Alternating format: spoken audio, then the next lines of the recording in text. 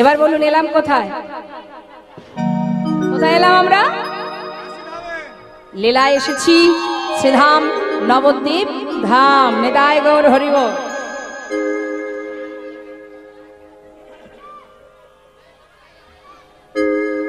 আস্তে আস্তে আস্তে আনন্দ করতে করতে এমন পাগল হয়ে গেলে হবে না, একটু কন্ট্রোল করতে হবে। কি করছে মা? নদিয়ার চাঁদ আমার গৌর সুন্দর, তিনি কলিহত জীবের দ্বারে দ্বারে ঘরে ঘরে হরিনাম দিতে দিতে এক সময় তিনি নবদ্বীপ ছেড়ে নাম প্রচারের জন্য সন্ন্যাসী হয়ে তিনি যখন যাত্রা করলেন পথে বৃন্দাবনে যাবার লাগি, সেই সময় গৌরহরির দাদা, গৌরহরি দাদাকে মায়েরা বলুন, গৌরহরি দাদার নাম কি? নিতাই চাঁদ। খুব সুন্দর। ওই নিতাই চাঁদ যখন দেখছে যে নিমাই চলে যাচ্ছে আর নিমাইয়ের জন্য গোটা নবদ্বীপবাসী তারা সুরধনী গঙ্গার জলে প্রাণ বিসর্জন করতে চলেছে, তখন নিত্যানন্দ প্রভু পথের মাঝখান থেকে ভাইকে ছলনা করে আবার ধরে এনে শান্তিপুরে অদ্বৈত প্রভুর গৃহে মায়ের সঙ্গে মিলন করার। আর যেই না মিলন করিয়েছে মা, সঙ্গে সঙ্গে মা দেখছে ছেলে সন্ন্যাসী হয়ে গেছে। আর যেই না দেখেছে ছেলে সন্ন্যাসী, আর তো ছেলেকে ঘরে রাখা যাবে না, তাই মা যখন কাঁদছেন তখন গৌরহরি বলছে, মা তুমি কাঁদছো? বেশ, যদি তোমার মন না চায় আমি তোমার সঙ্গে আবার চলে যাব নবদ্বীপে। মা বললেন, আমি বেঁচে থাকতে এমন অকল্যাণ হতে দিতে পারবো না। তুই যদি যেতেই চাস তবে বৃন্দাবনে নয়, আমি তোকে আদেশ করলাম তুই নীলাচলে বাস কর। নিতাই গৌর হরি। কোথায় সেটা? পুরীধামে। এখন মায়ের কথা মাথায় রেখে গৌরহরি চলে গেলেন পুরীধামে। তা গৌরহরি কিন্তু একা যায়নি মা, সঙ্গে গিয়েছিল নবদ্বীপের অনেক ভক্ত, যারা গৌরকে ছাড়া এক মুহূর্ত থাকতে পারে না। এই রকম অনেক ভক্ত যারা সংসার ফেলে প্রভুকে সম্বল করে জনমের মতো গৌরহরির সাথে চলে যায় অগ্রদ্বীপে। চলে গিয়েছিলেন পুরীধামে। এখন পুরীধামে যখন গেলেন, পুরীধামে যাবার পর প্রভু প্রতিদিন সকাল হতে না হতেই ওই জগন্নাথ মন্দিরের সামনে দাঁড়িয়ে জগন্নাথ দর্শন করেন। যে স্তম্ভটা আছে, আপনারা জগন্নাথ মন্দিরে যারা গেছেন, পুরীধামে যারা গেছেন নিশ্চয়ই দেখেছেন, জগন্নাথ মন্দিরের সামনে সোজাসুজি একটা স্তম্ভ আছে, গরুর স্তম্ভ। সে স্তম্ভটা ধরেই কিন্তু জগন্নাথকে দর্শন করতেন মহাপ্রভু। এখন সেই জগন্নাথকে দর্শন করে অগণিত ভক্তগণকে নিয়ে গৌরহরি আমার ওই নীলাচলে মন্দিরের সামনে দাঁড়িয়ে ভক্তগণকে নিয়ে তিনি কৃষ্ণ নাম করতেন। আজও গাইছেন, ভক্তগণকে বলছে, চলো ভক্ত সবাই আমরা কৃষ্ণ নাম করি। প্রভাত সময় হলো,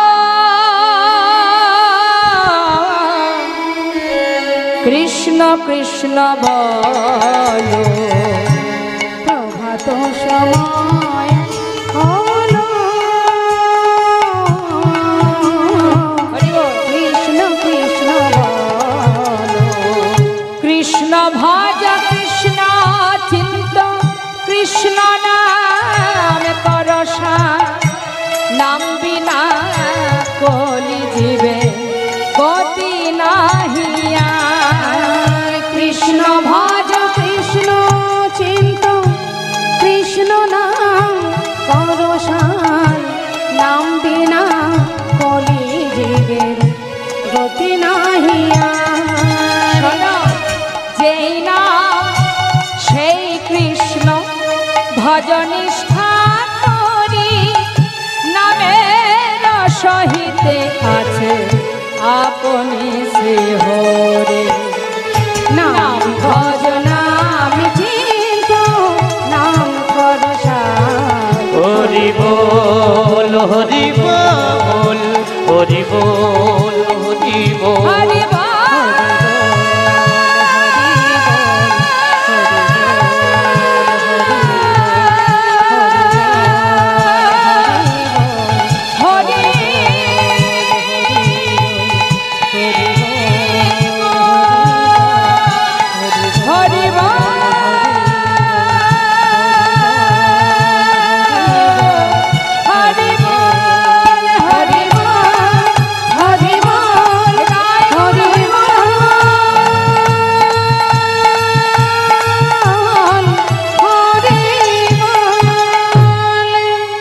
কত আনন্দের মধ্যে দিয়ে এত আনন্দ ভক্তগণকে নিয়ে প্রভু করছেন, হঠাৎ তার মনে হলো যে না জানি কোনো এক ভক্ত দূরে দাঁড়িয়ে দাঁড়িয়ে আমার জন্য কাঁদছে। এখানেই তত্ত্বটা লুকিয়ে আছে মা, যিনি কিনা এত ভক্তের মধ্যে আছেন, হঠাৎ করে তার অন্তরে মনে হলো এক ভক্ত দূরে দাঁড়িয়ে কাঁদছে। এনাকে একমাত্র প্রভুই জানতে পারলেন, আর তো কেউ জানতে পারেনি। সেই জন্যই তো তাকে বলা হয় যিনি অন্তর্যামী, যিনি অন্তরের কথা জানেন। সেই করুণাময় গৌর হরি সমস্ত ভক্তকে সরিয়ে দিয়ে ধীরে ধীরে তার পাশে গিয়ে দাঁড়ালেন। জিজ্ঞাসা করলেন, কেন কাঁদছো? কি চাই তোমার? দয়াময়, আমি বড় আশা নিয়ে তোমার কাছে এসেছি। কেন এসেছো? আমার মনে বড় বাসনা। কি নাম তোমার? আমার নাম গোবিন্দ ঘোষ। এসেছি তোমার কাছে, আমি তোমার সঙ্গী হতে চাই দয়াময়। তুমি আমাকে তোমার সঙ্গী করে নাও। আমি সর্বস্ব পরিত্যাগ করে শুধু তোমার কাছে আসবো বলে বড় আশা করে এসেছি সেই অগ্রদ্বীপ থেকে। দয়াময়, আমি তোমার সঙ্গী হতে চাই, আমাকে তোমার সঙ্গী করে নাও। গৌরহরি বললেন, দাঁড়াও, শান্ত হও। যারা আমার সঙ্গী হয় তাদের সারা জীবন কষ্ট পেতে হয়, তাই ঘরের ছেলে ঘরে ফিরে যাও, সেটাই ভালো। আমার সঙ্গী হতে যেও না। শুধু শুধু আমার সঙ্গী হলে সারা জীবন তোমাকে কাঁদতে হবে। কথাটা ভালো করে জেনে রাখুন মা, ভগবানকে যারা ভালোবাসে তাদের সারা জীবন কষ্ট পেতে হয়। কারণ প্রভু নিজেই বলেছেন, যে করে আমার আশ আমি তার করি সর্বনাশ, তথাপিও যে না ছাড়ে আমার পাশ আমি হই তার দাসানুদাস। ভগবানের ভক্ত হওয়া অত সহজ কথা নয়। ভক্ত হতে গেলে অনেক পরীক্ষার সম্মুখীন হতে হবে। যত কষ্টই আসুক না কেন, যত দুঃখই আসুক না কেন, হে দয়াময়, সুখেই রাখো দুঃখেই রাখো সবই তোমার হাতে। তুমি যেমন রাখবে আমি তেমন থাকবো, এটা হলো ভক্তের চাওয়া। গোবিন্দ ঘোষ বলছে, প্রভু তুমি যেমনই রাখো, সুখেই রাখো আর দুঃখেই রাখো, আমি তোমার সঙ্গী হব, এটাই যথেষ্ট। আমি আর কিছু জানতে চাই না। তুমি শুধু বলো যে তুমি তোমার চরণ ছাড়া আমায় করবে না। গৌরহরি বললেন, যদি দুঃখ কষ্ট আসে সইতে পারবে? প্রভু তোমার সঙ্গী হব, এটাই যথেষ্ট, তাতে আর দুঃখ কিসের, কষ্ট কিসের? জেনে রাখবেন মা, আমাদের জীবনে দুঃখ কষ্ট আসে, আসে তো। যখন দুঃখ আসে, কষ্ট আসে, আমরা ভগবানকে ডাকি, কিন্তু যখন সুখ আসে, আনন্দে পাগল হয়ে যায়, তখন ভগবানকে ভুলে যায়। কিন্তু সুখ দুঃখ এরা দুজনে আসবে আর যাবে আমাদের জীবনে। কেউ কিন্তু চিরকাল স্থায়ী থাকবে না, না দুঃখ থাকবে না সুখ থাকবে। আপনার জীবনে দুঃখ যখন থাকবে, আপনি ভগবানকে ডাকছেন, আপনি জেনে রাখুন, দুঃখ যখন আপনার জীবনে, সুখ তখন দরজার বাইরে। সময় যখন হবে আপনার দুঃখ ঠিক চলে যাবে, সুখ সময় মতো ঢুকে যাবে। আবার সুখকেও আপনি ধরে রাখতে পারবেন না। যখন জীবনে সুখ আসবে মা, তখন আনন্দে আমরা পাগল হই, এটাই হচ্ছে আমাদের ভুল। সুখ কিন্তু বেশিক্ষণ থাকবে না। যখন সুখ থাকবে, দুঃখ আবার দরজার বাইরে দাঁড়িয়ে থাকবে। সময় মতো সুখ চলে যাবে, দুঃখ ঢুকে যাবে। তাই সুখ দুঃখ দুই ভাই, সবাই আসবে জীবনে। তার মধ্যে দিয়ে আমাদের গোবিন্দ ভজন করতে হবে, কারণ সে ছাড়া আমাদের আর কোনো উপায় নেই। গোবিন্দের চরণ ছাড়া আমাদের আর কোনো জায়গা নেই। তারই সব তিনিই দিয়েছেন, তাই তুমি ব্যবহার করছো, তাই তো। এই যে নামটা নিয়ে আমরা ঘুরে বেড়াচ্ছি জয়নিতাই, এই যে নাম আমরা ব্যবহার করছি, আপনারা যে নামে আমাকে চেনেন, আমি যখন এসেছিলাম মাতৃগর্ভ থেকে ভূমিষ্ঠ হয়েছিলাম, তখন কি এই নামটা নিয়ে এসেছিলাম মা? আনিনি। তাহলে নামটা পেয়েছি কোথায়? এখানে এসে, এই মর্তধামে এসে, তাই তো। তাহলে এটা আমার নয়, এখানে এসে পেয়েছি তাই ব্যবহার করছি। এই দেহটা, এটা কি আমার? না। আমি অর্থাৎ সূক্ষ্ম আত্মা, যেটা এই দেহের মধ্যে আছে, যার জোরে আপনাদের সামনে দাঁড়িয়ে আছি, কথা বলবার শক্তি পেয়েছি, এটা হচ্ছে আমি। নিঃশ্বাস প্রশ্বাস, যে না শ্বাস প্রশ্বাস চলছে ওটাই হচ্ছে আমি। এই দেহটা কিন্তু আমি নই। তাই দেহটাও রেখে আমাদের চলে যেতে হবে। যখন আমরা যাব সব ফেলে সূক্ষ্ম আত্মাটাই চলে যাবে, কিছুই সঙ্গে যাবে না, তাই তো? তাহলে আমার বলতে কি আছে জগতে? কিছুই আমার নয়। তাই তো গোবিন্দ ঘোষ সর্বস্ব ছেড়ে প্রভুর সম্বল করবেন বলে, প্রভুকে কাছে পাবেন বলে, যিনি কিনা প্রভুর চরণ ধরে বলে উঠলেন, প্রভু আমি তোমার সঙ্গী হতে চাই, এর জন্য দুঃখ আসুক কষ্ট আসুক সে তো তোমার, তুমি যদি দাও আমার কোনো দুঃখ নেই, কিন্তু তোমার সঙ্গ ছাড়া করো না। হরি বল। গৌর হরি বললেন, বেশ তাহলে আজ থেকে তুমি আমার সঙ্গী। তাই গৌর হরি বল। গুরু গৃহে সবাই যায়, গুরু গৃহ গিয়ে গুরুর কাছ থেকে মন্ত্র গ্রহণ করে, কিন্তু গ্রহণ করলে তো হবে না মা, সেটাকে তো প্রতিনিয়ত জপ করতে হবে। আপনাদের গুরু দীক্ষা শিক্ষা হয়েছে? গুরুদেব যে মন্ত্র দিয়েছে সেটা মনে আছে তো? জপ করা হয় প্রতিদিন, সবারই হয়তো। নিতাই গৌর হরি বল। ব্রহ্মাণ্ড ভ্রমিতে ভ্রমিতে যদি কোনো ভাগ্যবান জীব গুরু কৃষ্ণের প্রসাদে পায় ভক্তিলতা বীজ, মালি হয়ে সেই বীজ করে আরোপণ, শ্রবণ কীর্তন জলে করায় সিঞ্চন, ক্রমে ক্রমে বাড়ি লতা ব্রহ্মাণ্ড ভেদি যায়, বিরজা ব্রহ্মাণ্ড ভেদি পরম ব্রহ্ম পায়, তদুপরি যায় লতা গোলক বৃন্দাবন, শ্রীকৃষ্ণ চরণ কল্প বৃক্ষে করে আরোহণ। অর্থাৎ গুরু ছাড়া আমাদের আর কিছুই সম্ভব নয়। তিনি আমার আপন জন, যিনি আমাকে সঠিক পথ দেখিয়ে দেন। তাই আজ গোবিন্দ ঘোষ বললেন, প্রভু আমি তোমার সঙ্গী হব, আর কিছু জানতে চাই না। বেশ, সঙ্গী করে নেবার পর শুরু হয়ে গেল পরীক্ষা। গোবিন্দ একটার পর একটা পরীক্ষা করছে। মা, ও গোবিন্দ বলো দয়াময়, তুমি তো আমার সঙ্গী হয়েছ। আচ্ছা গোবিন্দ, আমি কয়েকদিনের জন্য একটু তীর্থে যাব, তুমি কি যাবে? হ্যাঁ দয়াময়। শোনো, এই নীলাচলে তো এসেছো, জগন্নাথ দর্শন করেছো? দয়াময়, তুমি যে জগন্নাথের কথা বলছো, দেখুন মা ভক্ত কেমন চতুর। বলছে, প্রভু তুমি যে জগন্নাথের কথা বলছো, সে তো কথা বলতে পারে না, সে তো চলতে পারে না। আর আমি যে জগন্নাথ দর্শন করছি, সে হলো সচল জগন্নাথ, কথাও বলতে পারে আবার চলতেও পারে।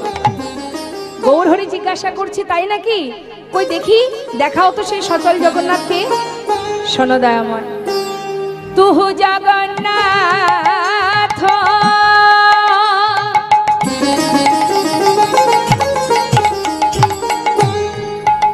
ও গো দয়াময়,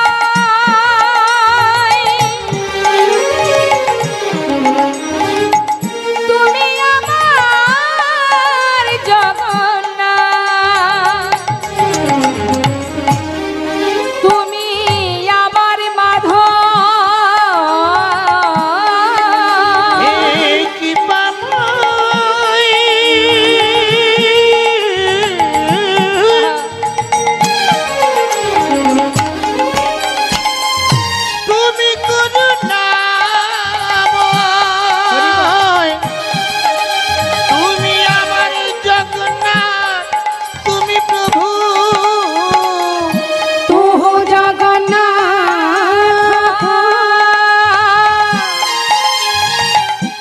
জগতে কাহায় আসে তুহু জগন্নাথ,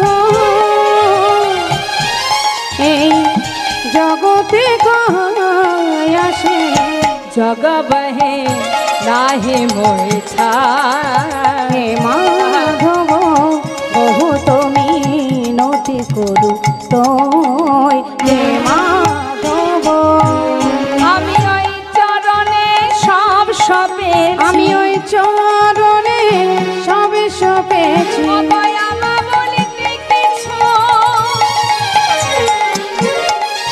প্রভু রাখে নাই গো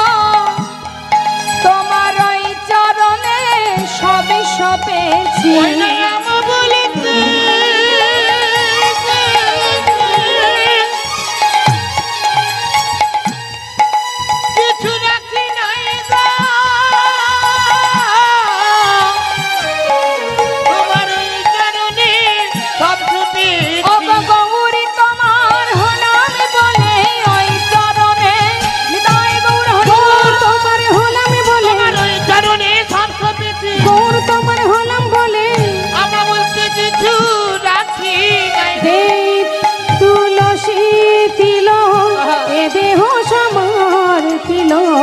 দয়া যেন না ছোড়ো হে মাধব। তোমার চরণে আমি শরণ নিলাম প্রভু, তুমি আমার জগন্নাথ, তুমি আমার মাধব, তুমি আমার সব। এটাই হলো ভক্তের লক্ষণ। গৌরহরি বলেন, জানো গোবিন্দ, আমরা যে তীর্থে যাব সকলে মিলে যাব, যাত্রাকালে কৃষ্ণ নাম স্মরণ করতে করতে যাব। সবাই আমার সঙ্গে কৃষ্ণ নাম করো। যেই বলেছে কৃষ্ণ নাম করো, ভক্তগণ বলছে প্রভু কৃষ্ণ নাম তো আমরা কেউ গাইব না। ওমা আমার দিকে তাকান, কি হয়েছে বলুন তো? আস্তে আস্তে কি হয়েছে? এত কথা কেন হচ্ছে? ওই মাকে ডেকে দিন তো। এত কথা বলছেন কেন? ঠান্ডা পড়লে তো কেউ কথা বলে না। শান্ত হয়ে বসুন, কথা বলবেন না। যত রকমের অপরাধ আছে জগতে, 64 প্রকারের অপরাধ, এই 64 প্রকারের অপরাধের মধ্যে ভগবান সব অপরাধ ক্ষমা করে, দুটি অপরাধ ক্ষমা করেন না। সেই দুটি অপরাধ কি? একটা হলো নাম অপরাধ, আরেকটি হলো বৈষ্ণব অপরাধ। আপনারা হরিবাসরে বসে আছেন, এখানে কিন্তু অনেক সাধুগুরু বৈষ্ণব আছে, মাথায় রাখবেন। সাধুগুরু বৈষ্ণব শুধু যে আপনি তিলক দেখবেন, হাতে নামের মালা দেখবেন, তাকেই সাধু ভাববেন তা নয়। এমনও জগতে ভক্ত আছে যার ললাটে তিলক নেই, হাতে নামের মালা নেই ঠিকই, কিন্তু সেও ভগবানকে বড় ভালোবাসে। দিনের শেষে ঘরের কোণে বসে ভগবানের নাম স্মরণ না করে সে চোখের পাতা বন্ধ করে না। এমনও ভক্ত এখানে আছে। তাই আপনাদের কাছে আমার অনুরোধ, যদি আপনার মনে হয় কীর্তন শুনবেন না, তাহলে উঠে চলে যাবেন। কিন্তু এখানে সাধুগুরু বৈষ্ণবের মধ্যে কথা বলে নামে বিঘ্ন ঘটিয়ে আপনি কিন্তু অজান্তেই অপরাধের ভাগী হয়ে যাচ্ছেন। জয়নিতাই, অপরাধ করবেন না। জয়নিতাই, কথা বলবেন না। নাম অপরাধ আর বৈষ্ণব অপরাধ, যেটা ভগবানও ক্ষমা করেন না। একমাত্র সেই বৈষ্ণব ক্ষমা করতে পারবে যার চরণে আপনি অজান্তে অপরাধী হয়েছেন। তাই আপনি তো জানবেন না আপনি কার কাছে অপরাধী হচ্ছেন। তাই আপনার পাপ আপনাকেই ভোগ করতে হবে। যার বড় প্রমাণ নবদ্বীপের চাপাল গোপাল, যে বৈষ্ণবের চরণে হাজারো অপরাধ করেছিল বলেই মহাপ্রভু তার ভক্তগণকে নিয়ে হরিনাম করত বলে ওই চাপাল গোপাল শিবাসের অঙ্গনে এমন কুকর্ম করেছিলেন যার সাজায় তার সারা অঙ্গে কুষ্ঠ ব্যাধি হয়েছিল। ওই শিবাস ছাড়া মহাপ্রভু বলেছিলেন, রে গোপাল, তোকে যদি ক্ষমা করতেই হয় আমি পারবো না, যার কাছে অপরাধ করেছিস তার কাছে চলে যা। যত সময় শ্রীবাস পণ্ডিত ক্ষমা না করেছিলেন গোপাল উদ্ধার হয়নি মা। তাই সাবধান, অপরাধ করবেন না, শান্ত হয়ে বসুন। কথা কেন বলছেন? দিবস রজনী আবলু তাবলু পাঁচালো পড়িতে পারো, তাহারও মাঝারে একবারও কি কৃষ্ণ বলিতে নারো। সংসারে তো কৃষ্ণ নাম হয় না, শুধু হয় কি পরনিন্দার পরচর্চা। এখানে বসেছেন সাধু সঙ্গে, এখানে বসে আন কথা বলবেন না। কেমন? যে কি দুটি বাহু তুলে চলুন যাই, আমরা প্রভুর সাথে সাথে নীলাচল ছেড়ে এবার যাত্রা করব। কোথায় যাব? গৌরহরি যাচ্ছে ভক্তগণকে নিয়ে তীর্থধামে, আমরাও যাব তীর্থে। গৌরহরি যাচ্ছেন কৃষ্ণ বলতে বলতে, আমরা যাব আমাদের ভগবানকে। দেখি একটু জিজ্ঞাসা করি, বলুন দেখি, উত্তর দিন।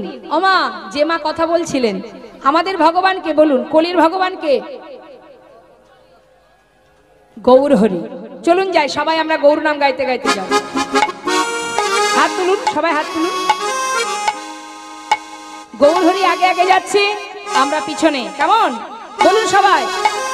গৌর হরি বল, গৌর হরি বল, গৌর হরি বল, গৌর হরি বল, গৌর হরি বল, গৌর হরি বল, হরি হরি বল, গৌর হরি বল, হরি হরি। একবার গৌর হরি বল, হরি হরি বল, গৌর হরি বল, বলো গৌর হরি বল, গৌর হরি বল, বলো গৌর হরি বল, একবার গৌর হরি বল, হরি হরি বল, গৌর হরি বল, হরি হরি, একবার গৌর হরি বল, গৌর হরি বল, গৌর হরি বল, বলো গৌর হরি বল,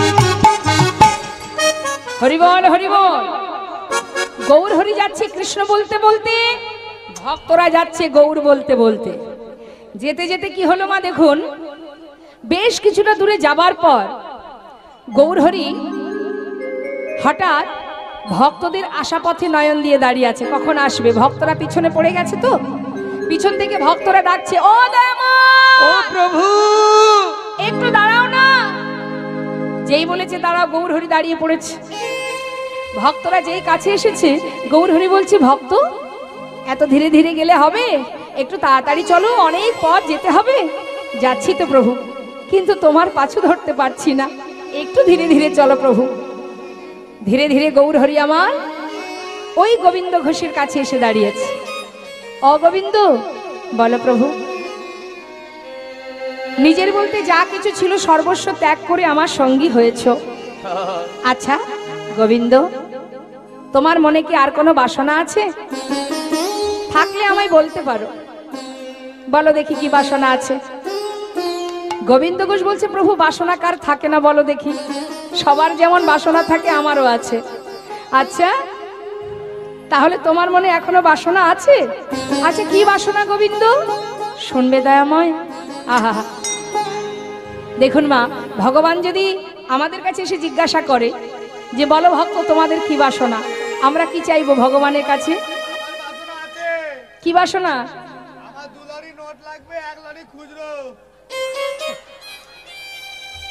এটা আমাদের চাওয়া, তাই না? ইহ জগতের চাওয়া পাওয়া, বিষয় সম্পদ, ইহ জগতের সুখ স্বাচ্ছন্দ্য, এটা আমরা চাই, এটা আমাদের চাওয়া। কিন্তু প্রকৃত ভক্ত যে হয় সে ভগবানের সুখে সুখী হয়। তাই বলছি গোবিন্দ ঘোষ, প্রভু আমার কি বাসনা জানো? আমার বাসনা শোনো। আমার মনেতে ছিল গো বাসনা, এক বাসনা, মনেতে ছিল গো বাসনা, এক বাসনা, আমার মনেতে ছিল গো বাসনা, এক বাসনা, মনেতে ছিল গো বাসনা, এক বাসনা। যাব মধুর বৃন্দাবন, নিতাই গৌর হরি বল, হরি বল।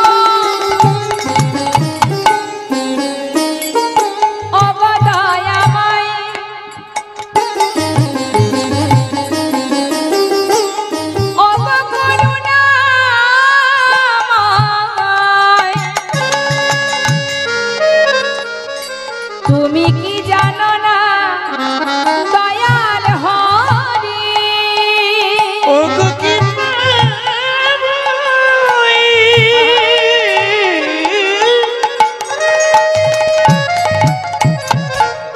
ও গো করুণাময়ী, আমার মনের এই বাসনা বৃন্দাবনে যাব, যাব মধুর বৃন্দাবন, পাবো যুগল দর্শন, যাব মধুর বৃন্দাবন, পাবো যুগল দর্শন। সে বাসনায় আমার পুরিল না, আমার মনেতে ছিল গো বাসনা, এক বাসনা, আমার মনেতে ছিল গো বাসনা, এক বাসনা। কি বাসনা মা তাহলে? বৃন্দাবনে যাওয়ার বাসনা, এটা হলো ভক্তের বাসনা।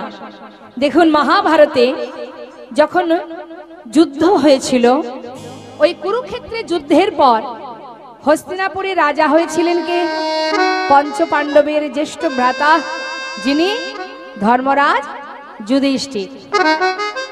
দেখুন বাবা, যুধিষ্ঠির যখন রাজা হলো, ঠিক সেই সময় ভগবান কৃষ্ণ রথের উপরে বসে কুন্তী পিসিমাকে বলছে, পিসিমা, জীবনে এত কষ্ট পেয়েছো তুমি, আর এতদিন পর তোমার ছেলে রাজা হয়েছে, তুমি রাজমাতা হয়েছো, আর তো তোমার জীবনে কোনো দুঃখ নেই।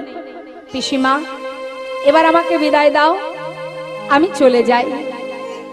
যেই না কথাটা বলেছে বাবা, মনে মনে চিন্তা করছে কুন্তী পিসিমা যে কৃষ্ণ যখনই আমাকে ছেড়ে ঘরে যেত, আমাকে বলতো আমি আসি।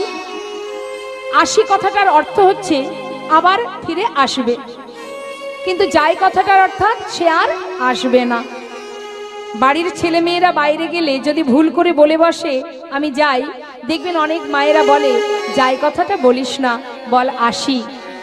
কুন্তী পিসিমা এটাই চিন্তা করছে যে কৃষ্ণ আজ আমাকে যাই কথাটা কেন বলল, তবে কি সে আর আসবে না? তাকিয়ে আছে এক দৃষ্টিতে। ভগবান বলছে, পিসিমা, বিদায় নেবার আগে আমি তোমায় বর দিয়ে যাব, তুমি বর চেয়ে নাও। কুন্তী পিসিমা বলে, কৃষ্ণ আমায় বর দেবে? আমি যা চাইবো তাই দেবে তো? বলো পিসিমা, কি চাইবে তুমি? যা চাইবে আমি তোমাকে তাই দিয়ে যাব। ভগবান কৃষ্ণচন্দ্রের কাছে কুন্তী পিসিমা বর চাইছেন, মা সারা জীবন যে কষ্ট পেল, সারা জীবন যদি কেউ কষ্ট পায়, সে কি ভগবানের কাছে আবার কষ্ট চায়? কুন্তী পিসিমা বলে, কৃষ্ণ বরে যদি দিতে হয় তবে এই বর দাও। জানো কৃষ্ণ, এতদিন দুঃখ ছিল, কষ্ট ছিল, তাই তুমি আমাদের সঙ্গে ছিলে, সদা সর্বদাই আমার 5 পুত্রের সঙ্গে বন্ধুর মতো সাথী হয়েছিলে। আজ আমার ছেলে রাজা হয়েছে, আমি রাজমাতা হয়েছি, এই হস্তিনাপুরের রাজা। এত সুখ, এত আনন্দ, যার ভিতর থেকে তোমাকে হারাতে হচ্ছে। কৃষ্ণ, চলেই যদি যাবে তাহলে এই বর দিয়ে যাও। যে কষ্ট পেলে, যে দুঃখ পেলে, যে যন্ত্রণা পেলে, সারা জীবন, জীবনের শেষ দিন পর্যন্ত তোমাকে আমার কাছে পেতে পারি, যেন তোমায় ছাড়া হতে না হয়। এমন কষ্ট, এমন দুঃখ দিয়ে যাও, যে কষ্ট পেলে, যে দুঃখ পেলে চিরতরে তোমাকে কাছে পাওয়া যায়। ভগবান রথ থেকে নেমে এসে বলছে, পিসিমা, এ তুমি কি বর চাইলে? এত কষ্ট পেয়েছো, এত দুঃখ পেয়েছো, তোমার স্বাদ মেটেনি? কুন্তী পিসিমা বলে, কৃষ্ণ, যে দুঃখ পেলে, যে কষ্ট পেলে তোমাকে পাওয়া যায়, সে তাতেই তো আমার সুখ। যুধিষ্ঠির, সিংহাসন থেকে নেমে আয়। যে সিংহাসনে বসলে কৃষ্ণ হারা হতে হয়, সে সিংহাসন আমি চাই না বাবা, নেমে আয়। কৃষ্ণচন্দ্র পিসিমাকে জড়িয়ে ধরে বললেন, পিসিমা, তুমি আমাকে এত ভালোবাসো, আমার জন্য তুমি রাজ সিংহাসন ত্যাগ করতে চাও? পিসিমা, আমি তোমার কাছে বাধা পড়ে গেলাম, চিরতরে বাধা পড়ে গেলাম। পিসিমা, আমি তোমার ভালোবাসায় বাধা পড়ে গেলাম। যখনই স্মরণ করবে আমি তোমার সামনে এসে দেখা দেব, কথা দিলাম পিসিমা, কথা দিলাম। এটা হলো ভক্তের চাওয়া মা, যে কৃষ্ণ ছাড়া আর কিছু চাই না। নামাচার্য ছিল ঠাকুর হরিদাস প্রভুকে বলেছিল, দয়াময়, যতই আমার অঙ্গে চাবুকের আঘাত পড়ুক না কেন, শুধু তোমার কাছে একটি বাসনা, আমি যেন তোমায় ভুলে না যাই। এই তো ভক্ত মা, এই তো ভক্ত, যার নিঃশ্বাসে প্রশ্বাসে কৃষ্ণ কৃষ্ণ কৃষ্ণ। কৃষ্ণ ভক্ত সুদামা, যিনি কৃষ্ণের প্রিয় বন্ধু, সেই সুদামার যা কিছু ছিল সর্বস্ব একটু একটু করে শেষ হয়ে অবশেষে তার স্ত্রী সন্তানদের নিয়ে গাছের গোড়ায় এসে তার আশ্রয় হলো। সেই সুদামা জীবনে এত কষ্ট পেয়েও কখনো কৃষ্ণ ছাড়া আর কিছু জানতো না। অবশেষে ভগবান সেই সুদামার সর্বসুখী সুখী করেছিলেন। এটাই তো ভক্ত মা। আজ গোবিন্দ ঘোষ তেমন প্রভুকে বললেন, দয়াময়, আমার বাসনা বৃন্দাবনে যাব, যুগল দর্শন পাবো, আমার আর কোনো বাসনা নেই প্রভু, এই বাসনা তুমি পূর্ণ করে দাও। বেশ, গৌরহরি ভক্তগণকে নিয়ে যাচ্ছে মা। এসে পৌঁছালেন কোথায়? নানা গ্রামে ঘুরি গড়া আইলা পূর্বস্থলে। নানা গ্রামে ঘুরি গড়া আইলা পূর্বস্থলে। ওই দেখো নানা গ্রামে ঘুরি গোরা আইলা পূর্বস্থলে। ভক্তগণে সবে মিলে হরি হরি বলে, হাতুলে ভক্তগণ সবে মিলে হরি হরি বলে। ভক্তগণে সবে মিলে হরি হরি বলে। দেখো আনন্দ আর ধরে না রে, আনন্দ আর ধরে না রে। হরি হরি হরি বলে, আনন্দ আর ধরে না রে। হরি হরি হরি বলে, আনন্দ আর ধরে না রে। ভক্তগণে সবে মিলে হরি হরি বলে। ভক্তগণ সবে মিলে হরি হরি বলে। ও গোবিন্দ, এদিকে এসো। এটা কোথায় এলাম? পূর্বস্থলী। শোনো গোবিন্দ, পূর্বস্থলীতে যখন এসেছি আর কোথাও যাব না, এখানে সেবার ব্যবস্থা করো।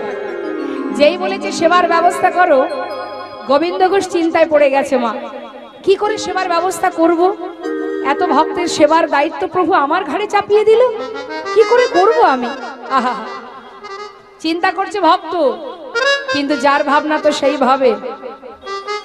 তুমি সারাদিন যত চিন্তাই করো না কেন, তার যা ইচ্ছা সেটাই হবে। শাস্ত্রে বললেন, ভাবছো বসে চলবে কিসে, তুমি ভাববার কে?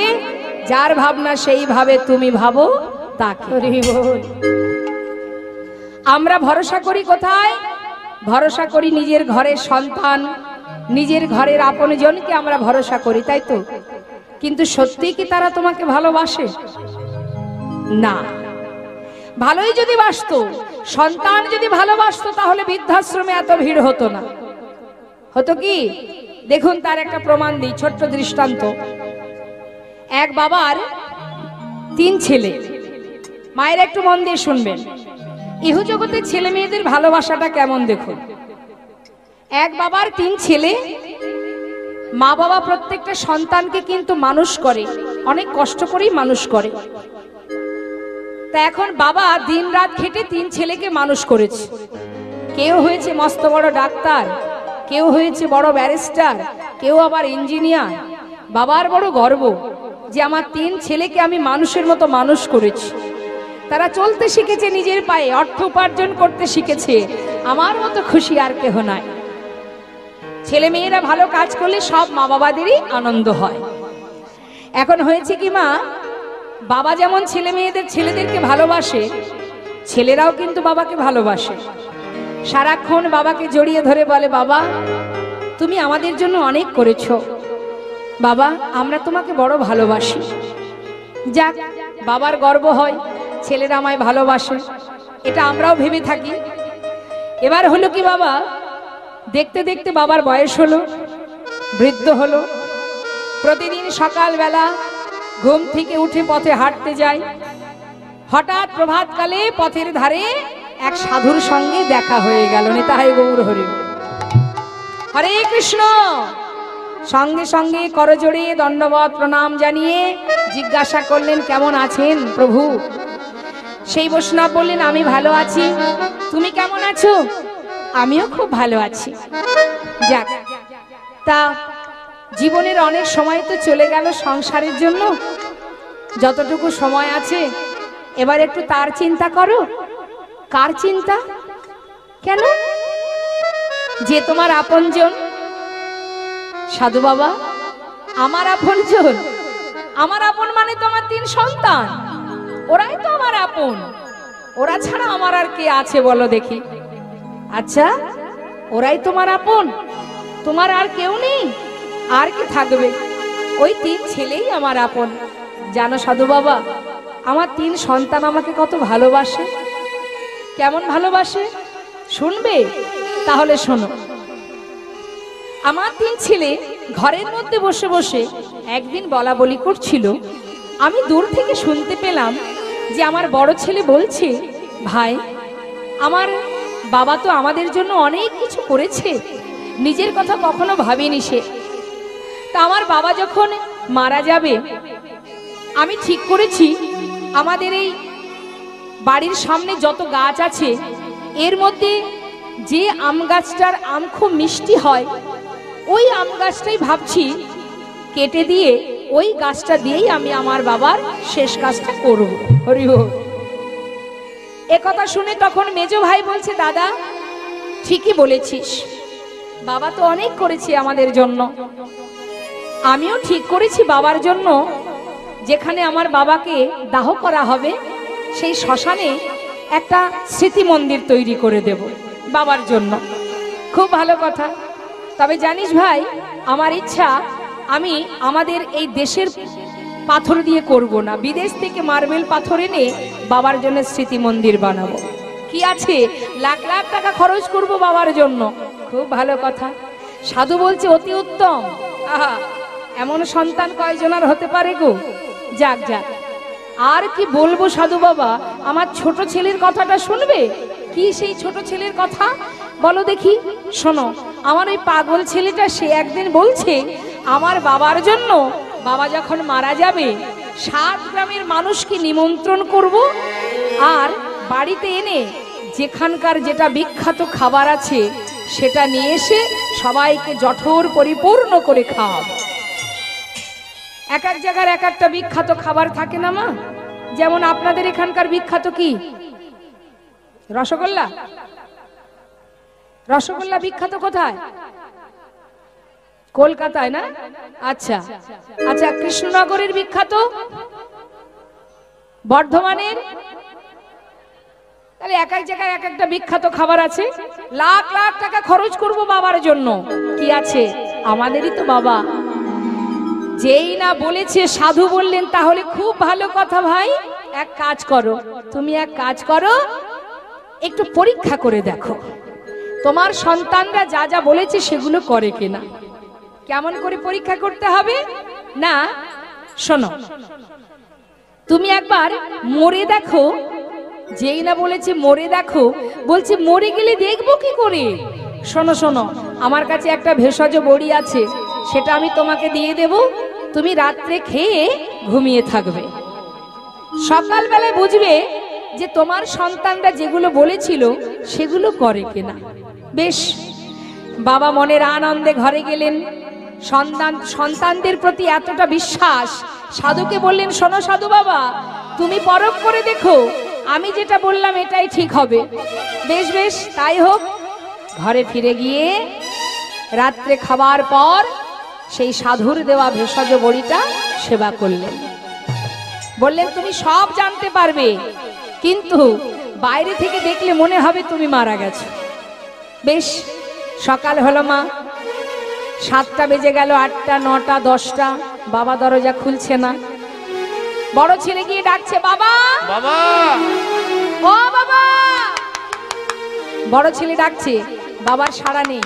কি হলো, বাবার সাড়া দিচ্ছে না কেন? বাবা তো এত বেলা করে ঘুমায় না। ও বাবা।